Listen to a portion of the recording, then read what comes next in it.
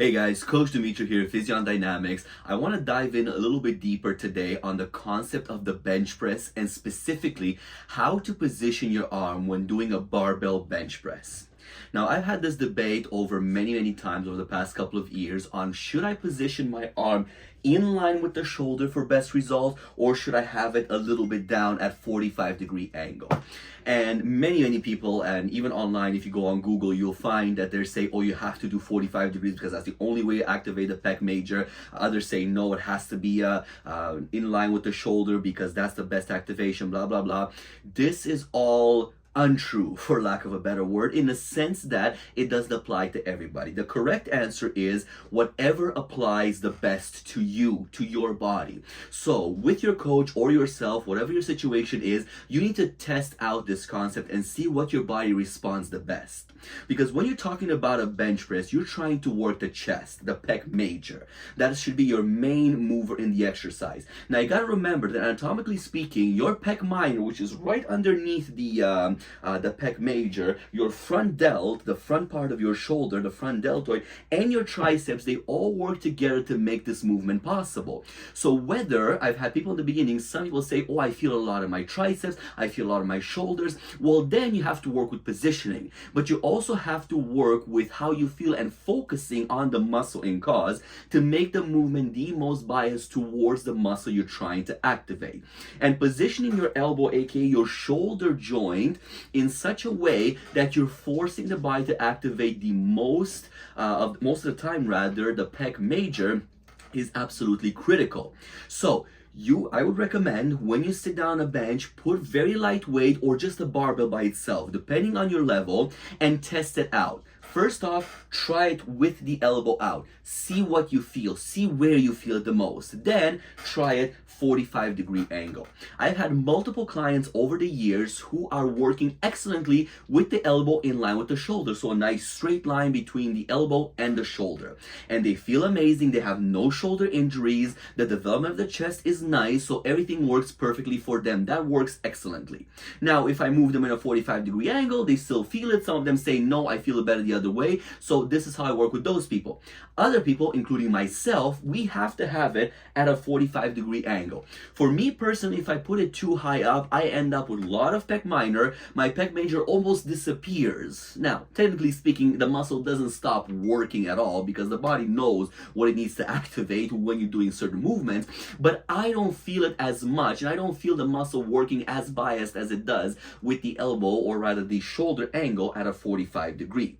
So when I put it straight, I feel a lot of front deltoid activating, I feel a lot of pec minor activating, and in the past, I've also had a lot of shoulder injuries when I put heavy weight and I try to do it with the elbow up. So I quickly learned over time that for me, the best way to put it is at a 45-degree angle. When I do this, I am able to really fire up the pec major. It is a massive muscle, and then you know your shoulder is safe.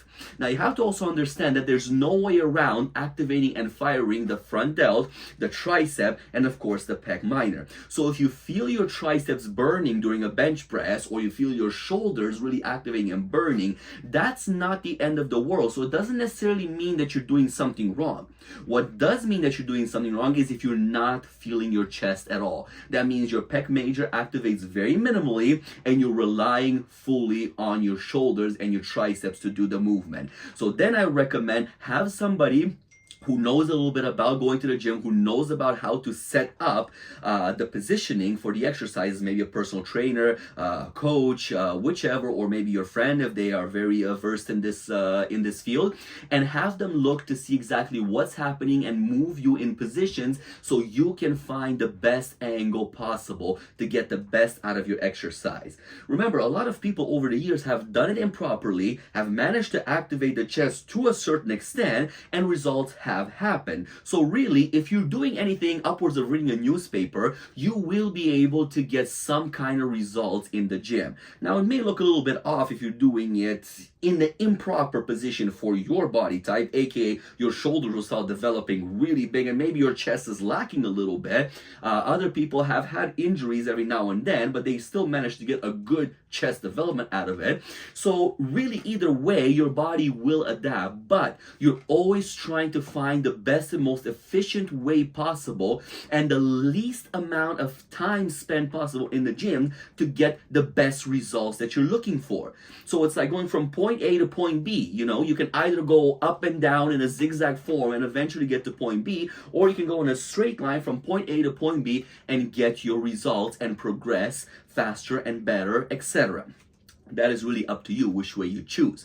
So be careful when you're in the gym next time, guys. Test it out. Even if you are in an advanced state in the gym, but you still find that, oh, my shoulders are overly developed, I'm getting too many shoulder injuries, etc. Maybe it's time to review and have somebody maybe critique your position in the chest press to see what's going on. Other people may not even realize, because when you are in doing the chest press and you're at a heavier weight, maybe you don't even realize where your arms are going during the movement in order to be able to complete this movement. So subconsciously you think you're doing it correctly, maybe you feel it kind of correctly and you're sure that you're doing it correctly, but in reality something is going wrong. Your arm is probably swaying the wrong way, you're going a little bit too low with the elbow. So many things can happen. Maybe your shoulders are lifting off. So this is why it's beneficial to have somebody watch you, find out exactly what's going on, and then critique into correcting the position.